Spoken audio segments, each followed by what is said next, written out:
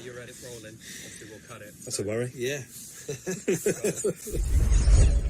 Tune into Is It Fast live every single Wednesday, 7 p.m. GMT. You are welcome.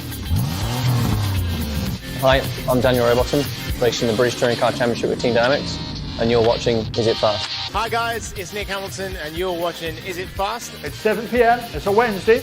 Must be time for Is It Fast. All right, 7 p.m. It's a Wednesday. It must be time for Is It Fast? Hello, welcome, willkommen, bienvenue, and tutte la frutti. Welcome to Is It Fast Live, the podcast brought to you by the team at Is It Fast, where we discuss things that have tickled our pickle from the world of automotive, motorsport, and some of the things in between. After our hiatus, after season 4, I am proud to announce that we are back for season 5. We have a schedule update for everybody, which I'm sure everybody is looking forward to. But despite our best contractual efforts, and you might not have noticed that the trial was going on because Depp versus Amber Heard was happening, but there was another trial. It was the trial of Stu versus Stu, and Stu lost. I shall leave it up to you to decide which one of us it was that is no longer here, but I am here with a Stu, as he helps me navigate the world of motorsport and automotive news. Hello, Stu. Hello, Stu. How are you doing, mate?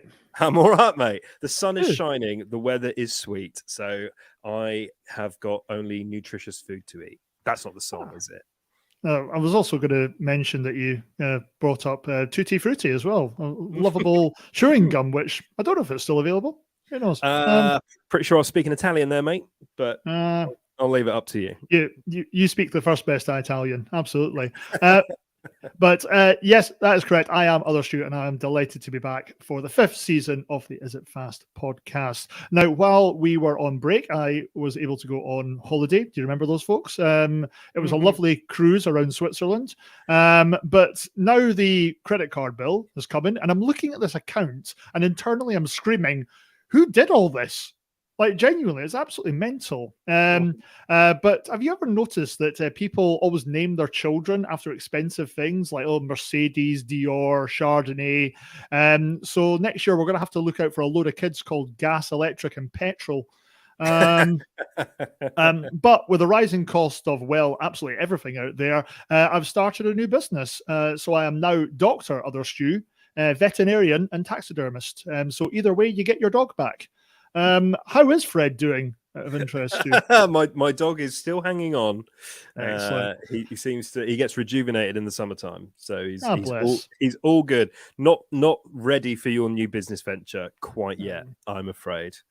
It's always good to get a customer testimonial, so just let me know. Cheers. I'll let you know. I'll let you know. He does look stuffed most of the time, though, so maybe you've already had your wicked way with him, and moving swiftly on from that terrible turn of phrase. We do have actually quite a bit to talk about. We thought about coming back last week. So if you're listening to this or watching this after the fact and you're not in fact tuned in live, first of all, why not? And second of all, it's the night after, the day after, the night before of Le Mans 2022. So we're going to have a little chat about that. The F1 is heading to Canada through the Baku door. See what I did there? So we're going to have a little touch on the F1 season and how you guys feel about it, and of course how we feel about it, because let's be honest, opinions matter, but not as much as ours. Big news out of the EV world, and we talk about American stuff as well as chatting watches. Yes, it's always good fun. Without further ado, I get very excited about 2 racing events every year. I mean, I get very excited about most racing events, if I'm honest, but I get very excited about 2 in particular. I get very excited about the Paris-Dakar, which is no longer Paris to Dakar. But I also get very excited about another French motorsport institution, Le Mans. And Le Mans was back with us last weekend. It's a pretty hefty affair. For those of you who don't know, Le Mans is the single most famous race in the world, in my opinion, and it's probably backed up by facts. And Le Mans takes place in northern France. It's a 24-hour race. It has been going for 99 years. So it's a pretty spectacular event, and it tests man and machine in equal measure. We have different categories. So we have LMP1, LMP2, and then a bunch of Porsche stuff. And well, Porsche's no, it's because Porsche won the GT category or whatever. It gets quite complicated, but essentially it's just an excuse to drink beer and watch racing through the night. It's flipping cracking. But Le Mans happened, and it was pretty interesting. I have a particular take on Le Mans this year. Oh, are you going to share? Or? I am going to share it. But before I do, just a couple of the key elements for those of you who missed it. The good thing about Le Mans is if you type Le Mans 2022 highlights into YouTube, you can watch 24 hours of racing in 10 minutes. So that's the first thing to be aware of. That must be really speed up. It's properly sped up, yeah. Yeah. But it was, the 90th running of Le Mans, not the 99th running, as I mistakenly said earlier. But it was, it is coming up to 100 years of Le Mans. Obviously, there was a bit of a break in the middle, and there was a small but very aggressive misunderstanding with the Germans at some point. So they stopped in the middle for a bit. Moving on. Moving on. Right in PO Box. He did it again at Is It Fast HQ Shoreditch. 90th running. There was a massive crash within the first 200 meters, which was not unexpected, but it was a very busy grid.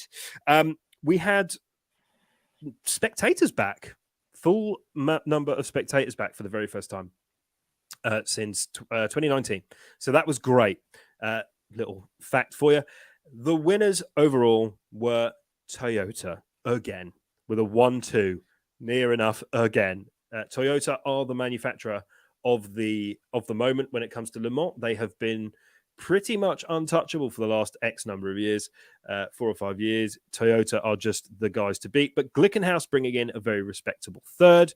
And in LMP2, just a shout out to Jota, who managed to win LMP2. Jota, who are based out of Kent, which is where Is It Faster based. So we're taking that as a win for us.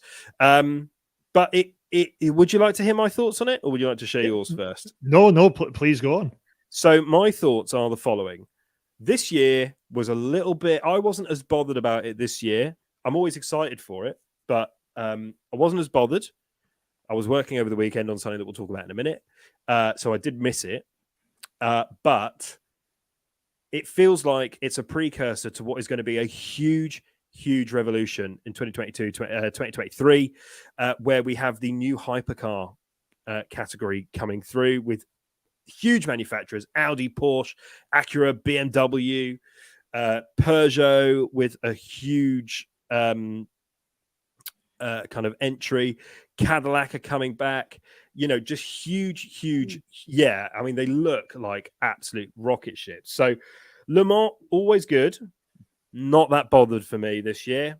I'm waiting for next year. And I feel that kind of might be the overall feeling towards Le Mans. We're kind of just all, teams holding back a little bit. Or... Yeah, I think so. There's a lot of cash being spent on development of these new motors. GT3 is coming into the fore as well. So we have a category that opens up. GT3 cars are now going to be able to race in Le Mans. GT3 is I would say, the predominant GT category around the world, which means we're going to see racers and cars like never before in essentially the slower classes.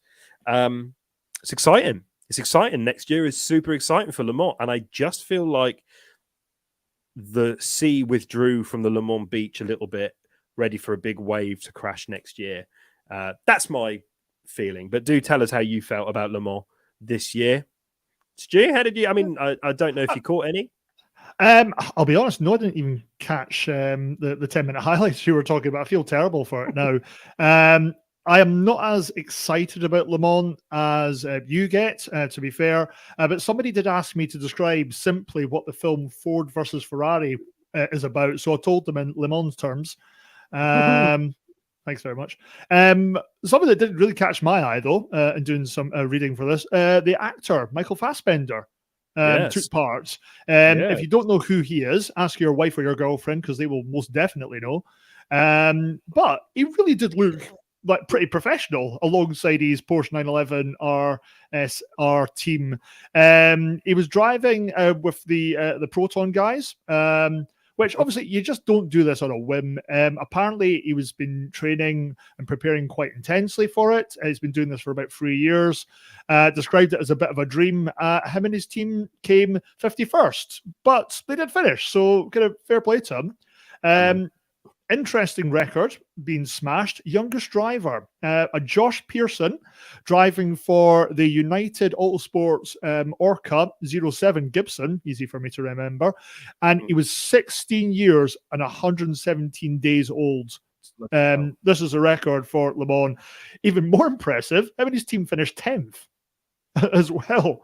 So that is impressive. I did not realize that. Yeah, but massive congratulations to the Toyota Gazoo racing team getting the 1-2. Must say, I thought Gazoo was like the little green alien that only Fred Flintstone could see.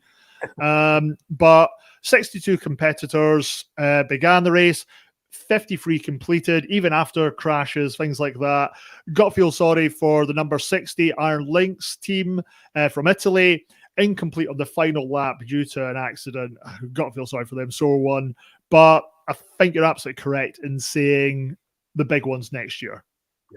Yeah. The big one is, I think it is, it's a huge Le Mans every year is spectacular. There's plenty of 24-hour and 12-hour races around, but there is nothing like Le Mans. Yeah. And do you think we'll get a big kind of build up for the next kind of 5, 6, 7 years? Then we'll see it tailing off because teams really wanting to win number 100.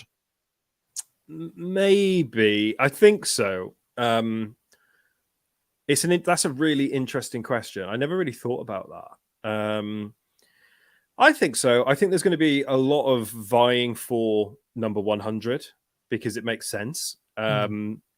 There's I definitely feel like the magic is back in Le Mans a little bit. I really think that it had lost a bit of sparkle, and the last 4 or 5 years it started to come back. I'm desperate to get out there for if not next year, then certainly the year after, when even more of the hypercar new LMDH categories is coming through. That I'm pretty excited for. I think Is It Fast definitely needs to make a jaunt down to Le Mans and make it a bit of a week. I think that would be a very good. Did I mention what a massive fan I am of Le Mans? You did just a second ago. I believe you mentioned that you were a huge fan of Le Mans. It's well worth it. I mean, I know quite a few people that go both professionally and as fans and spectators. The fans get trolleyed. Apparently, Porsche Corner's a pretty good one. I think it's frowned upon if commentators get hammered and presenters. So maybe we won't do that. Maybe we'll have to make it a standalone program and do it that way. That do it a little bit. Yeah, we do it a little bit like Terry Wogan used to do the Eurovision. Do you know what? I'm going to write that down right now. That it's a good idea. Physically, if you're listening, listeners, you can't see this, but if you're watching us, I'm writing down Terry Wogan style Le Mans. There you go. So that's Le Mans. As you say, Toyota Gazoo Racing, well done. Another win, but it's all about next year for me. Tell us, however, what you thought. Was Le Mans your piece of cake for this year, or are you waiting for the big one? Are you waiting for Hypercar World to come and visit you for next year? I know that I am, if I'm being completely and totally honest. Hi, I'm Lewis Kent, and you're watching Is It Fast? Oh, yeah, Lewis Kent there, a two-time TCR UK champion, and he has had 19 haircuts since we filmed that. He looks very, very, very different now. So, the world of F1, it's been pretty interesting. The reality is, if you're on the lookout for F1 content and full review, I don't think we're the best at it because we don't really get as nosy. But Baku. So Baku is always quite an interesting track. Since we've been off air in our break between season 4 and season 5, make sure you do follow Is It Fast on your social media platform of choice, or subscribe to our podcast on Spotify and or other outlets, including Amazon Play. Is that a thing? And iTunes, to make sure you don't miss any of the Is It Fast episodes as they go out, as we talk live about the world of motorsport, automotive, and everything in between. There has been a couple of Grand Prix since we went off. However, Baku is always quite interesting. there throws up a load of different winners, and it's had 5 winners in the last 5 years as we headed up to Baku. The main talking points: Verstappen gets a win. Leclerc has engine failure, as does most of the Ferrari back-to-engined cars in the field. Lewis Hamilton nearly had his back snapped in 3 because of the porpoising effect down the straight. All joking aside, didn't look like he was getting out of the car particularly well. So, something that needs to be addressed there. But did really well, in fact, to after a very poor, or after a poor qualifying than we come to expect from Lewis. George Russell, captain consistency, bringing it through with another podium place finish and a Red Bull 1-2. And back to Canada. So very quick turnaround. It's this weekend coming, isn't it? It is very much this weekend coming for Canada. Lots of straights, long driving distance in Canada for that. Can't see past a Verstappen win, but it really looks like somebody's rattled Max's cage. He's not going to be backing down from this challenge.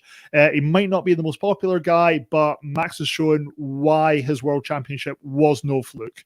Dutchman triumphing once again. I want to bring something up. You gave your personal opinion about Le Mans, if I may do so as well, about F1. His success was made a lot easier, Max's that is, by the kind of the shuffling of Perez to kind of make way for him. Now, I know team orders are almost as old as kind of F1 itself, and every team does it, but it is a bit of a farce sometimes, is it not? Or am I just kind of too simple for this one? No. I think that this early on in the season, it's while the championship is completely open between 2 of your drivers, I think that you should let them race. Yeah, certainly this early on, you're right. Yeah. If it's round 18 and it's Perez up front, Verstappen's miles ahead in the championship. You should be favouring the driver who's going to do that.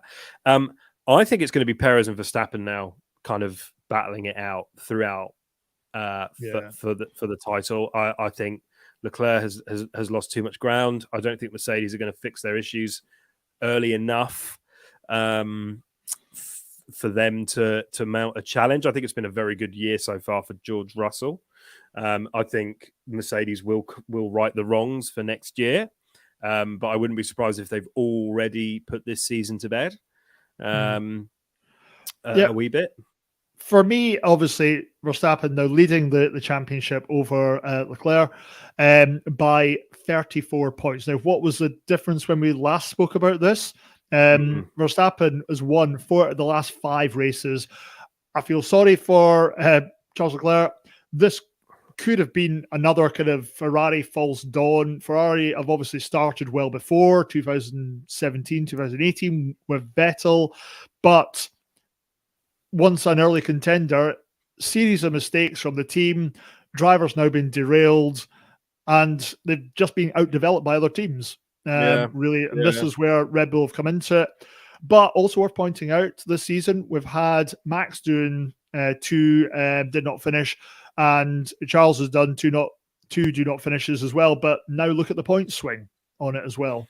Yeah, I just don't see him coming back. Ferrari have obviously got issues. Plus, there's penalties coming because of the failures that they've had at Ferrari as well. And thing is, at the beginning of the season, I'm an Alfa Romeo fan. I don't expect silverware. And Alfa have had a great season. I just always want a bit of a challenge, and I couldn't see where that challenge was coming from. And I'm glad to see that there has been a challenge. I think there's been some interesting developments in the world of F1 since we started the season. But I can't see it going any other way, if I'm honest with you. But we shall see. Canada's interesting. I enjoy Canada. I think we've not been back for whatever it is, 3-4 years. because of everything that's happened. So we shall see what that throws up. But yeah, I think you're right. I think Verstappen's going to run away with it next week. No, this weekend. What we're talking about, there's not even that was mad, isn't it? They must be straight off the plane, straight out of the track, straight on a plane to Canada, right? Like how the hell is from Azerbaijan to Canada?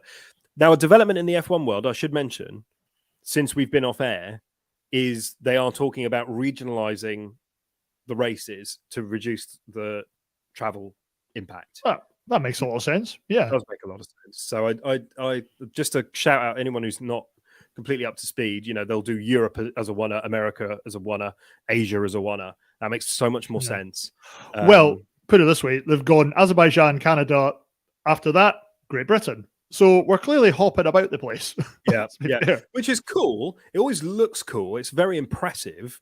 But I think those days are done. You can't justify it now for a variety of reasons, cost, environmental impact, and all the rest of it. So we'll see. But do tell us what you think. How are the teams going to get on in Canada? What did you think of Baku? And while we're at it, what did you think of Monaco and the Circuit de Catalunya, the Spanish Grand Prix, which we were also off air for?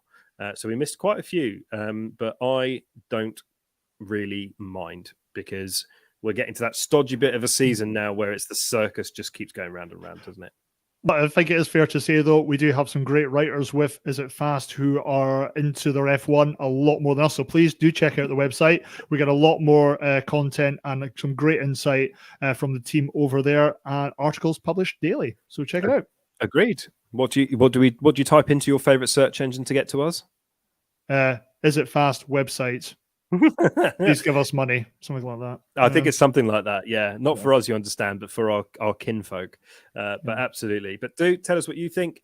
How have you found the F1 season so far? And make sure, as Stu says, visit the website. And now some more stuff from Is It Fast. Yay! Now we did touch upon at the top of the show that I have been away, and so have you, Stu. We've both been away for different reasons. But just a quick shout out to the British Touring Car Championship. So we have been working very, very closely with the British Touring Car Championship, a number of teams and drivers within that championship. And so we think it's only fit and proper as we head towards the midway point. So race 2 of Croft next week is technically the midway point. And just a little shout out to our regular viewers and listeners. That is why we chose this period in time to have our mid-seasons break between season 4 and season 5, because I have been away supporting that championship and drivers within it. So if you are familiar with Team Hard or a number of the other guys, you might recognize my voice as I do the voiceover for some of the content, as well as our incredible, capable Is It Fast crew recording, editing, and distributing content for fans of that championship. But have you caught any? I know you haven't. No, unfortunately, with being away, I have found it very difficult to kind of keep up with stuff. But Croft weekend, only 9 days away. Fantastic track. It's always a top-notch race weekend. I do love the almost like wishbone shape of the circuit there. Lots of spaces, lots of straights for the drivers, so they can really get the cars opening up. But the turns really there kind of opens it for the driver awareness from both behind them and in front of them.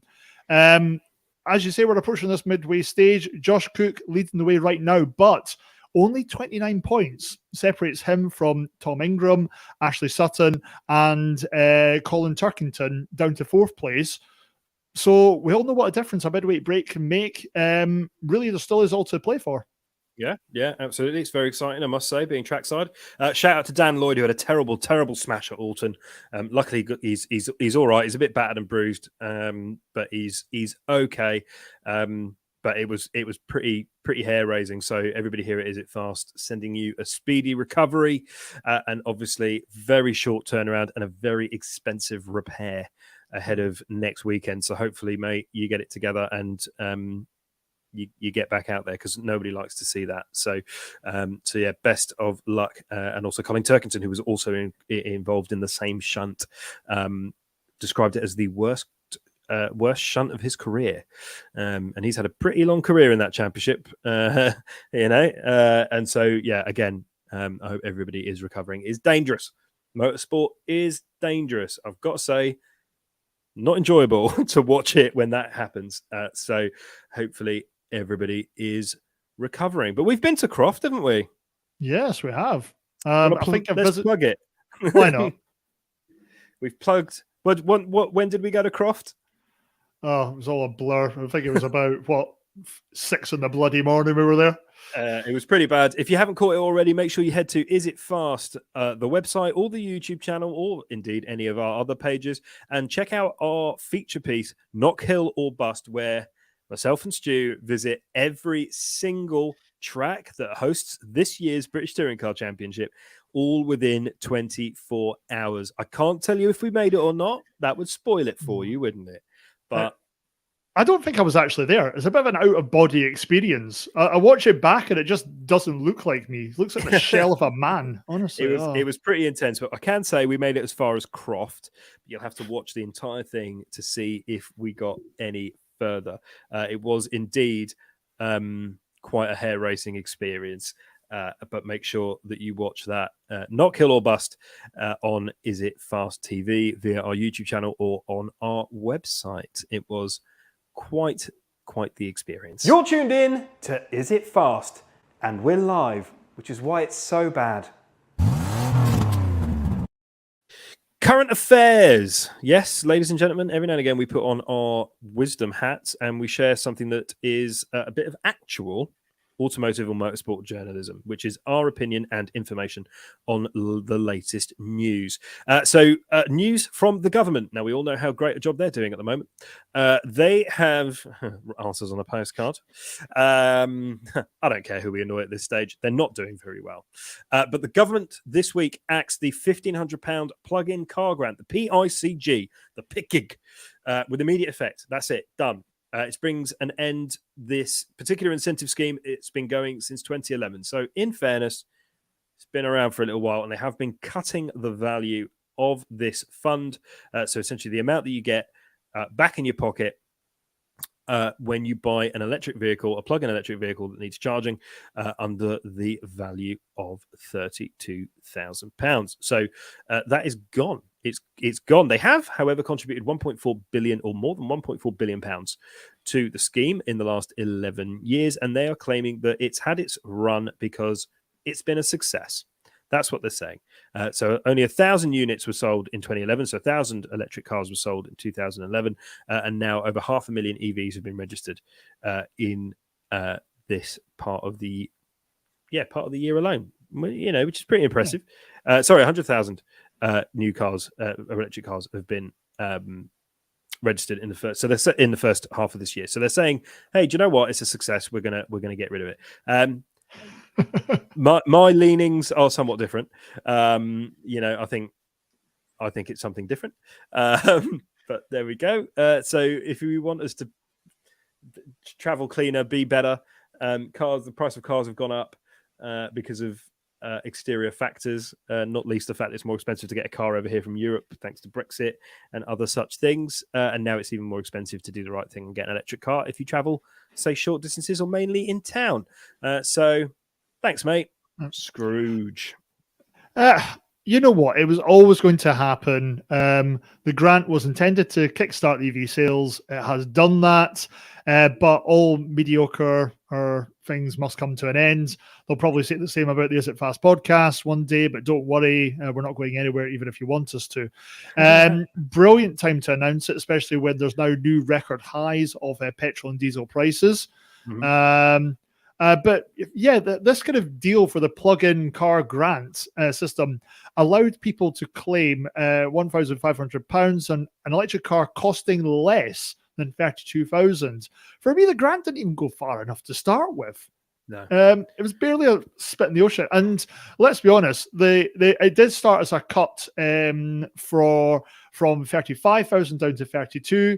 But I don't suppose the manufacturers were ever too bothered. They always seem to be happy to make the majority of these kind of cars far more expensive than that anyway. And let's not be naive. They're now just going to adjust the pricing schemes, so which they probably could have done as part of the threshold before it was changed. But sorry, I'm getting on my soapbox. But it would be great if they actually took this money now, or whatever new scheme they're dreaming up, to actually invest it in infrastructure. But I'm not going to hold my breath. So this is apparently what they're doing. They're saying we're going to reorientate the spend into infrastructure. And do you know what? Fine. Not to get too partisan about it. I'll believe it when I see it. This government doesn't seem to really know what they're doing, and they're a bit more interested in fighting amongst themselves than actually supporting the people that voted them in, of which I'm pretty sure we can count ourselves not one of them. But it's regardless of what your political leaning is, the reality is we're going to be on this planet for as long as we're going to be on this planet for, and electric cars aren't going away, and we need the infrastructure. So if they're going to spend more on infrastructure, great, but it's probably going to be the same that they spent on the NHS, train lines, aviation, healthcare, food, housing, power. I don't see it. But there we go. EV grant's been cut from today. So enjoy. Let's ask as well. Yeah. When do you think they're going to start charging road tax like the fuel cars out there? Because it can't be far off. Probably 2030 when they've banned all the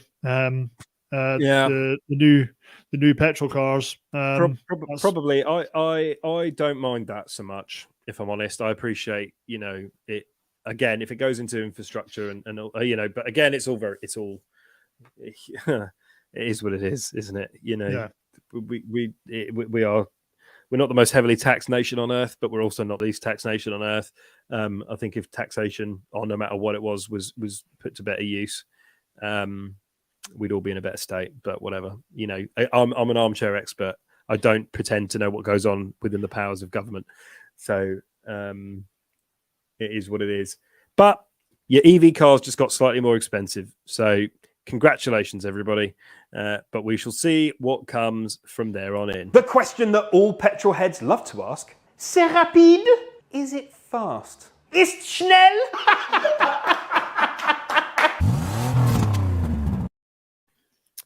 That's an aggressive one every time. Americans, you're not very good at making new stuff in the car world, say some people. I am not one. I am not one of those people. Now, the American car manufacturers have been probably slightly later to the market, the electric car market, than others. But if you disregard Tesla from that argument, the more traditional manufacturers have been late to the market. But they are now coming back, and they're coming back pretty strong. So you had Ford with the Mustang Mach-E, which has been, I think, pretty well received, if I'm honest with you. Tesla, obviously, doing what they do. You've got Lucid with the Lucid Air, which we've talked about several times on this show, which is a cracking bit of equipment from the EV world. And then we have now GM have joined the party. Now, they already talked about their electric Hummer, which is... Just heard that in my head. Would you like an electric Hummer, sir? But Chevy are the Chevy brand. The Chevy brand are now making it quite a serious. Come on, keep it together. Stay composed. The Chevy brand is coming back with their EV offering, and they're doing it with this. Now, this is the only picture. If you're watching this, you'll be seeing the Chevrolet Blazer. I think it's pronounced Blazer, which is going to be fully announced on the 18th of July. Sorry. So we'll get a better idea. First of all, if you're watching this, it looks quite American SUV-ish, albeit with slightly more European curves. It's got the nice light bar at the front that goes through the entire front end and the grille, which is always nice. But I think they've done a bloody good job. So the Blazer, the brand, just so you know, was introduced in 1969. Your standard two-door SUV to rival the Ford Bronco. Classic Yank, right? they've done one thing, we're going to do something else. They were probably very similar matched, and then discontinued in 1995, replaced by the Tahoe, which was, a thing, and then brought back in 2019 as a crossover. And now this. Now, this is the SS version, which is their top of the range. Top of the range, kind of sporty version. That's what Chevys do. The Chevy X SS is always kind of the top of the line. It's like the GTI. We don't really know much about it. It's probably going to have an 800-volt rapid charging hardwire for charging rates of up to 350 kilowatts, but almost certainly beat the 4.1 Hummer EV's 3-mile range, which is good. And it's going to go on sale in the US next year. This is, again, the only photo we have. Holy smokes. This is an attractive... Also, I bet it's massive. Yeah. It is something that it's a shame we don't have the stats because it looks huge. Got to say, wow, this is just an all-round looks very sharp. A street-going SUV, let's not kid ourselves, looks fantastic. The aerodynamic filters and skirting on the side, so eye-catching. The front bumper panel, it kind of looks like your eye level with a George Foreman cooker when you get involved with it. But you know what? It really does work. It is something that they're wanting to make an affordable, high-volume entry level into the EV market. This is what the GM president, Mark Roos, has come away and said. But it's going to be completely unrelated to its petrol-fueled namesake as well. So it is going to be among the first using the company's revolutionary new third-gen EV platform, and it's going to be equipped with the same lithium battery technology as the GMC Hummer, as well, the EV version as well for it. Your electric Hummer. Thank you. Exactly. Or the Cadillac Lyric. As well. Cadillac. Been a long week, innit? A Cadillac Hummer. Yeah. It's got a very cool, aggressive look to it. Still a little bit sketchy on the pricing for it. It's going to be interesting to see where it comes in at. Chevy, not the best known for their luxury or their interior tech. There's going to be a lot of people maybe kind of holding off for a more fully loaded Audi Q5, I would say. But I think as well, this is probably going to be marketing itself certainly to our European market against the Kia Sportage, which is going to be better internally and at a far, far sweeter pricing point. We will wait and see, obviously, when the middle of July rolls round and we get a lot more in the way of stats and get an idea of pricing. Just my initial gut feeling, something tells me it's going to be a little bit overpriced. Yeah, probably when it first comes out. I think. Excuse me. I think. Oh, sorry. Were my points not interesting? Just boring me now. I think. I mean, first of all, I'm really impressed with what's coming out of American companies at the moment. I think they're doing really well. The Chevrolet and GMC, what they do well is volume, really well. Like that is. A lot of American companies, obviously, volume's a big thing. I don't know if people have realized America's a massive market, but it's definitely one of those. I imagine that once it starts to equalize in 3 or 4 years with the EV tech and one thing and the other, and they absorb their development costs will be a bit more. 100%, this is going to be a big seller. I think it's really bloody impressive. So I'm really excited to see what the whole thing's about. Do we? I guess we don't know if it's going to be selling in Europe, but I imagine it will do. A lot of them are doing that now, right? So, yeah, interesting. I'd be surprised if they don't. Yeah. Me too. But more to come. We'll make sure we keep everybody abreast throughout season 5 of the Chevy Blazer, which is coming our way. It'll be definitely pronounced Blazer, not Blazer. Blazer. Welcome, the Chevrolet Blazer. Yeah, that'll be it. Don't worry about, you don't have to eat an avocado to love the environment. Get the Chevrolet Blazer. Yeah, I can see that working. Like 100%. Yeah. We're about to talk about watches on Is It Fast? Oh, welcome to TikTok, the show where we talk about watches. Now, obviously, we've been off air for a little while because we took a well-deserved break on TikTok. However, we muted just before we finished up for season 4 of TikTok. Got there in the end. The world's gone pretty mad for the moon swatch. Now, we did talk about this when it was revealed. We also then spoke about the reaction to the moon swatch. We both got caught up in it a little bit, and we both agreed that we would quite like one. Now, one of us didn't go out and get one. One of us got their pensioner father to go and get them one. Queue up for 9 hours at Swatch. I believe it was raining and snowing and very cold as well. Yeah. But you got one, didn't you? You have. Yes, I did. I can feel the jealousy seeping through the camera and the headphones. I am here. jealous. I must say that my people came through. They done good.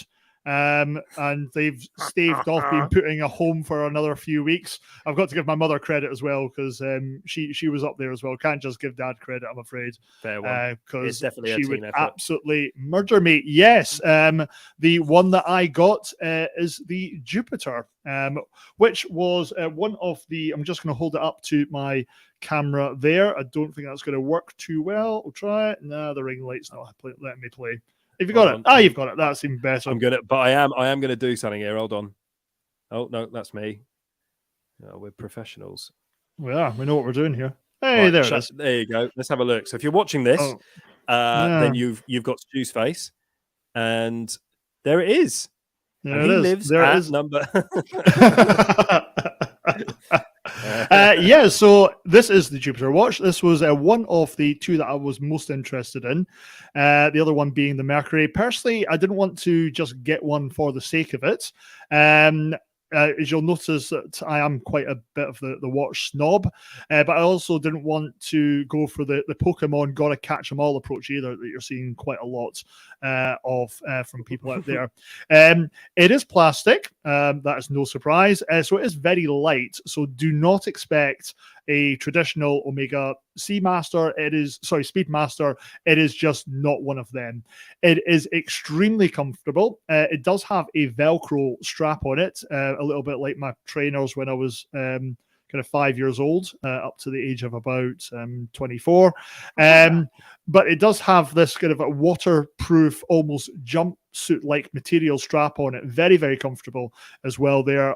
All the dials are functioning, and the crown on it is very, very easy to adjust. A definite winner. I was attracted to this one due to its almost kind of like coffee cream colored face on it.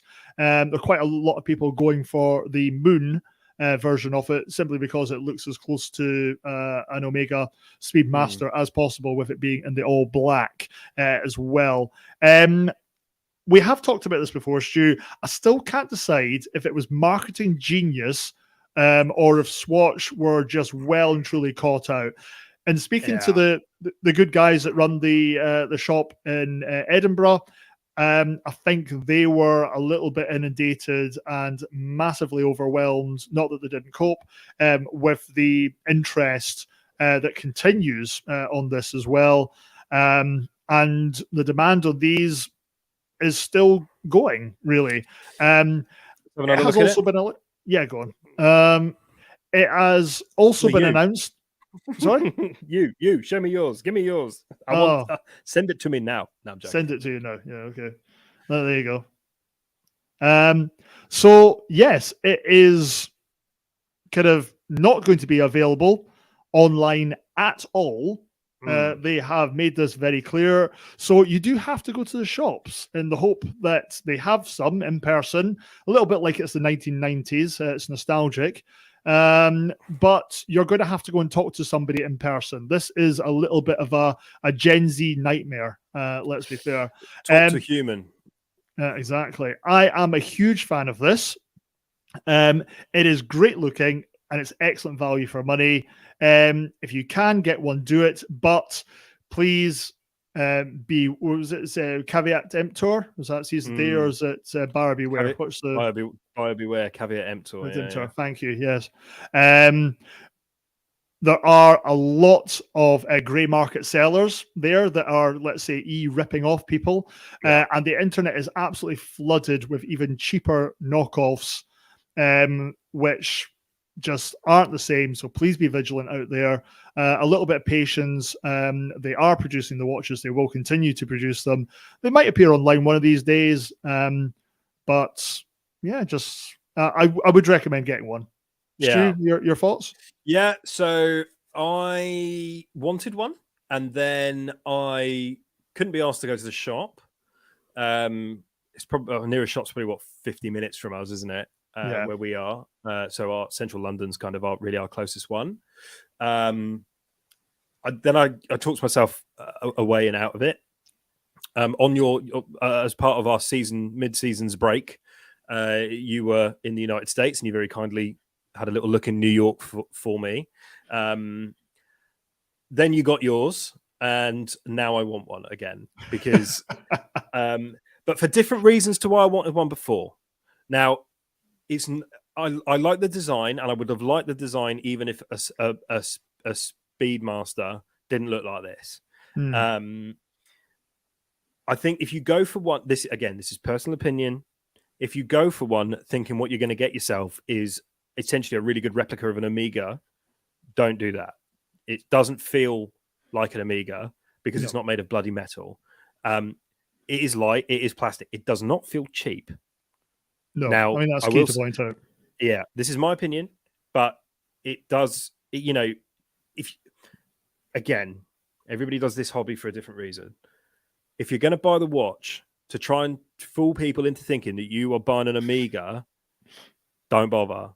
If you're buying the watch because, like us, you're into them, and I think this is truly a very interesting piece, then great. I think that's probably the right thing to do. Me and you were on the same wavelength, or maybe the Moon one or the Mercury one, because that looks the most like one, and then we've kind of got ourselves one. No, your Jupiter, banging. Wouldn't suit my complexion. So I wouldn't go for the Jupiter. I'm very much on the Mercury. That's the bandwagon I'm on. Give me the blue. Give me the blue. I want people to know that's a Neptune, mate. I'm very much on the Neptune. Yeah. Give me the blue.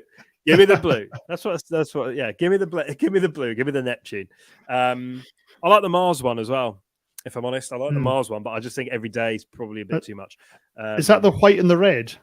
Yeah, it's got a little rocket ship on one of the Chronos as well. Nice. Just to echo your sentiments there on the grey market. Now, retail in the UK, I think these are £200, give or take. I'm actually happy to report that this one was free, as I've got no intention of paying my dad back. And I've bought it now. So. Yeah, exactly. So yours was free because it costs. I steal from pensioners apparently. Well, we all do, mate. I won't worry about that. If you go onto eBay, so I've just gone onto eBay and I've typed in Moon Swatch. 595 quid, 700 quid, 650 quid, 645 quid, £212. Okay, fair enough. Brand new listing. It's got 3 bids on it. I think 200 quid's around about where they're selling on at the shop. £199 new listing. 475 quid for the mission to Pluto. 500 quid, 500 quid, 440 quid. We go on.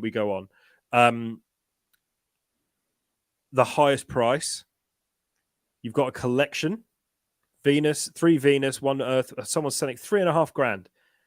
Here's one, mission to Uranus. 2,750 quid. £2,000. How are there 14 people watching that? Mate. So 1,600 quid here for the mission to the moon. And people are buying them. And do you know what? If you've got disposable income to the point where you're willing to do this on a 200, I mean, this one doesn't look legit, does it? A £200 watch. Please don't do that. Please don't do it. Loads of people are doing it. I know, I get it. You and I both watch a lot of and consume a lot of watch content outside of what we do at TikTok, just to get a balanced view, and we enjoy it. We're genuine fans of watches. Lots of people are saying they're probably going to stick around the £700 or £800 resale mark because they don't do it online. Like you say, they said they were going to, and now they're not. They might do it in the future. Probably not. Who knows? I don't know. Don't do that. But It is a wonderful watch, and I am very jealous. The next time I walk past a Swatch shop, I will just go in and see if they have one. But yeah, overall, I can say, and I vouch for you, a sound purchase. Thank you very much. And genuinely, I got this one to wear it. It's not, this version is not going to be on a retail site anytime soon. It's very comfy. And yeah, I'm extremely happy with purchase. So thank you very much to my loving people who tried more than once to get it for me and succeeded. So thank you. Yeah, no, fair play. Well done. Yeah, owned, enjoyed, looks great. It's actually good for almost every occasion, other than going to, I can imagine, a convention of Moonswatch aficionados who will rip it off your wrist. But yeah, I think it's great. I think it's cracking, mate. I'm really happy for you. I think I might end up getting one at some point. But there we go. Tell us what you think. Do you think the hype is overrated? Are you jealous of Stu? Would you like his address? Do let me know in the comments. And now, some more stuff from Is It Fast? Yay! Fuming. So it is getting to that point where we are getting very, very close to saying goodbye. It's a chance for me to plug once again. If you aren't watching or listening to this live, that's fine. It's okay. If you've stumbled across us, do make sure, however, that you do subscribe to us on your social media platform of choice, be that YouTube, Facebook, Instagram, TikTok. We now have a TikTok account. Must send you the details, Stu. And good to know. Yeah. It's good to know. Yeah, it's all right. I only did it yesterday. And your audio platform. That's the other one I was waiting for. Spotify, Amazon Play, whatever it is, Alexa, whatever. And iTunes. We're also on there as well. Basically, it's impossible to miss us or escape us, whichever way you look at it. If you type Is It Fast into your search engine, bros and brosettes, we are coming in your ears. Either what we do here live and after the fact, our features, of which we have some very exciting features coming up. I'm not going to lie. There's some pretty fun Can't stuff. tell people yet, though.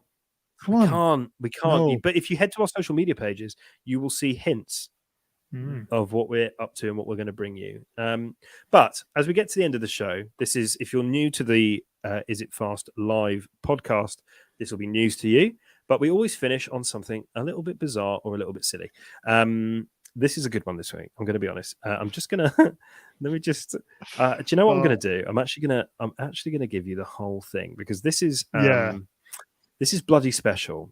I should have done this before the plugging, but honestly, the world is full of seriously dim people.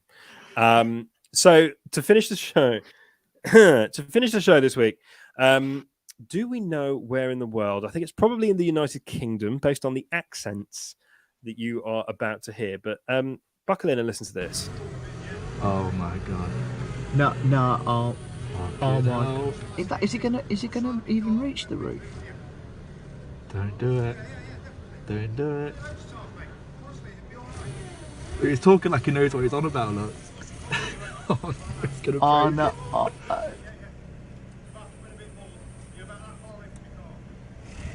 No, seriously. That car's not gonna hold. No way. Oh. Should we stop him? I feel like someone should say something. I don't know. Oh, he's so close. Oh no, is he having second thoughts? He's doing it. Oh my days. I think he's lined up. No. Oh my god. Oh, did you hear that? Oh my. I think the wheels have gone. What's he gonna do now? God. He's flattened the roof. Did you hear that noise? Oh yeah. Sounded like a dozen eggs breaking.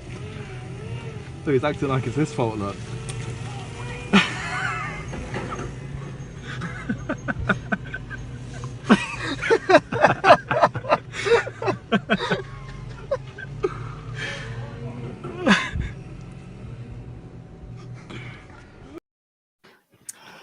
So Wow. That is honestly, I thought it's well worth sharing the whole thing there. So what you've just witnessed there is a ton of sand being placed on top of a probably what looks like a Y-Reg Ford Focus, which is not designed to have a ton of anything on its roof. And yeah, these guys kind of just kind of going along and laughing as they film it. What in the world was he thinking? Best summary of this is really video evidence coming to a small claims court near you. Most roofs are really designed to take a maximum load of about 75 kilograms. Now, I don't know how heavy a ton of sand is, but if you could please write in and let us know is the best description of it.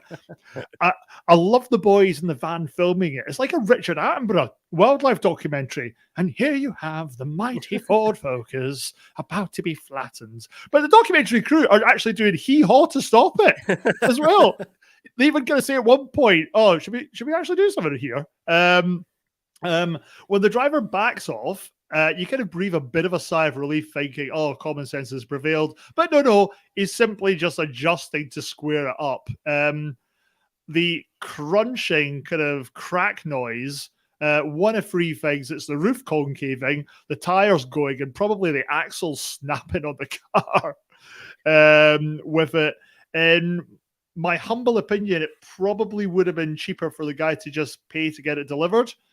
And the highlight of the video for me is the end with the forklift operator just driving off as basically to say, "Well, my job here is done." Absolutely brilliant. That smacks of I didn't want to pay delivery. Well, yeah, it's just gotten much more expensive, much quicker. But there you go. On that flattened Focus bombshell. Can I just say, I think the problem here was that his boot was full and he'd left his windows open. So a bit of a rookie error there. Otherwise, it'd have been fine. Yeah, I think it would have been fine. I think it would have been fine as well. But tell us what you think. Would you do the same thing? I mean, I hope not. But I know someone with a Ford Focus. I could try it. He bought me a watch recently, so I could be up for that. Always down to try. But there we go. On that flattened Ford, we must end. As always, thank you very much for coming back to us. If you're a long-time listener or viewer, we really appreciate every single one of you. It makes a massive difference and keeps us going. And hopefully we bring a little bit of information, education, or entertainment into your lives. But make sure that you do subscribe and follow us on your social media platform of choice, be that on social media or even across on your Audible system, be it iTunes, Spotify, or a number of the other information services that you can listen to us on. Please do make sure that you do that as we continue to bring you season 5 of the Is It Fast Live podcast. Unbelievable. We are taking a break next week. I know we've only come back for one, but it's hard work. It's heavy lifting. Not as heavy lifting as a bag of sand. But unfortunately, I am in Croft next week as the British Touring Car Championship continues. And unfortunately, I just don't care enough about other Stu to make the time or effort. Only joking. You're at least going to put some water in my bowl and leave a radio on. I think someone's there. I'm just going to leave you a week's worth of food in your bowl and just hope for the best. But we will be back the week after next as we dissect more of our favourite motorsport and automotive news to bring you up to speed. Thank you very, very much. Yeah, thank you once again, guys, for listening. We look forward to getting you back in 2 weeks' time. But please remember, race car backwards is race car, but race car upside down is expensive. Good night.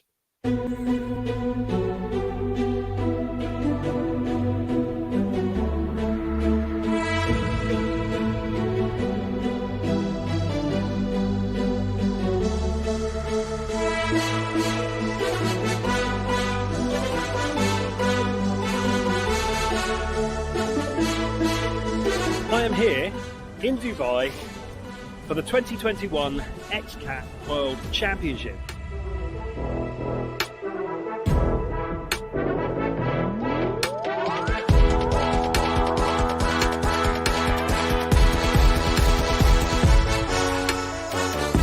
Hey, Cameron Steele here, racing the 2022 King of the Hammers.